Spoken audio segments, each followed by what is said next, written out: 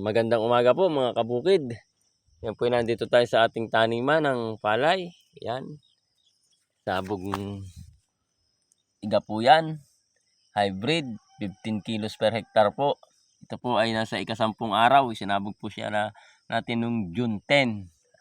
At yan makikita nyo po, mataas na siya. Yan, sabog tuyo po yan. Pero meron po tayong prepare na kanal. Ito, para po kung kailangan nating magpatubig pagka may tubig na.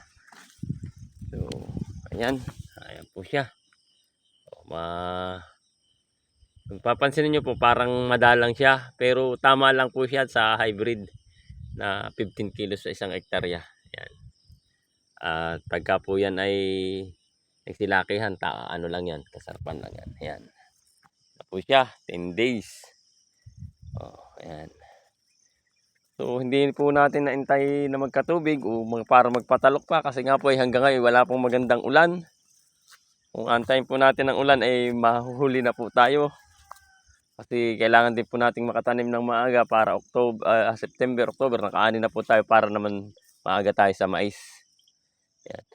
Meron po tayong solar, pero sa ngayon po ay hindi po namin makuha ng tubig dahil medyo alat pa po yung nakukuhan tubig sa ilog.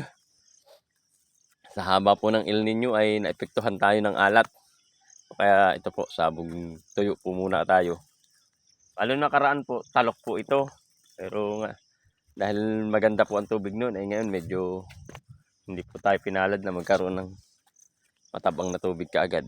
Kaya ito, sabog tuyo muna tayo. Ayan. So, ayan. So,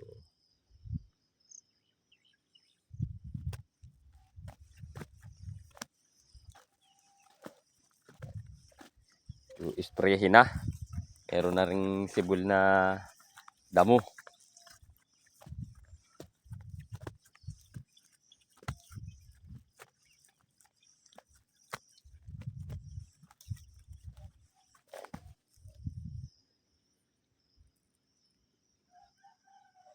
Mapapansin nyo po, madalang siya.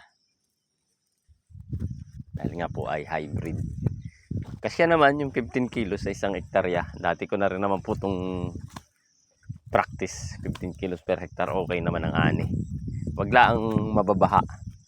Baha din lang naman ang kalaban natin dito eh. So yung banda roon, kung mapapansin nyo po, yung maberde na yan, mga inbreed po yan. Sabog tuyo rin po yan. Kaya medyo makapal po sila. Inbreed po kasi. Gawing kailangan naman po, meron tayo diyang wala pang tanim at hanggang sa kasalukuyan po ay nag-aantay tayo ng tubig. Baka po kakayanin pa nating matalukan o mapunlaan. Pero kung wala pong ulan hanggang na maganda, ang katapusan ng June, ay mapipilitan po tayo magsabog tuyo pa rin.